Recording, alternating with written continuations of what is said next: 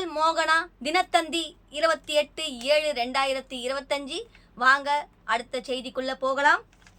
அனுமதியின்றி பதிவு செய்து திரைப்படங்களை இணையதளத்தில் வெளியிட்டால் 3 ஆண்டு சிறை, மத்திய மந்திரி எல் முருகன் தகவல். புதுடெல்லி, ஜூலை 28. திரைப்படங்களை அனுமதியின்றி பதிவு செய்து இணையதளத்தில் வெளியிட்டால் 3 ஆண்டு சிறை தண்டனை விதிக்கப்படும் என்று மத்திய மந்திரி எல் முருகன் கூறினார். புதிதாக வெளியாகும் திரைப்படங்கள் உடனுக்குடன் இணையதளங்களில் சட்டவிரோதமாக வெளியிடப்படுவதாக புகார்கள் எழுந்துள்ளன. இதற்கிடையே நாடாளுமன்றத்தில் கடந்த வாரம் மத்திய தகவல் ஒலிபரப்புத்துறை இணை மந்திரி எல் முருகன் கூறியதாவது, திரைப்படங்களை அனுமதியின்றி பதிவு செய்து வெளியிடுவதை திரைப்பட சட்டத்தின் 6A மற்றும் 6AB பிரிவுகள் தடை செய்கின்றன.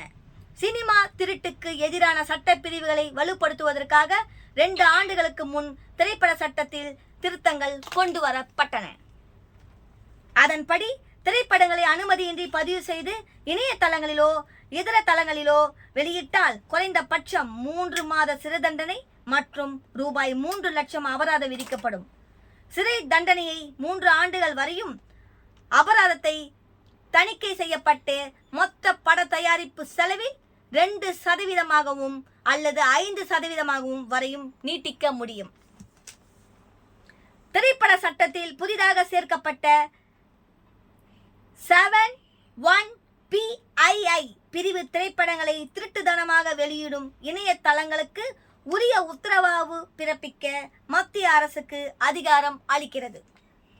சம்பந்தப்பட்ட சினிமாவுக்கு காப்பிரைட் வைத்திருப்பவர்கள் அல்லது அதிகாரப்பூர்வ நபர்களிடம் இருந்து புகார்களை பெறவும் உரிய உத்தரவு பிறப்பிக்கவும் மத்திய தகவல் ஒலிபரப்பு அமைச்சகத்துக்கும் திரைப்பட தணிக்கை வாரியத்துக்கும் அதிகாரம் அளிக்கப்பட்டுள்ளது. இவ்வாறு அவர் கூறினார்.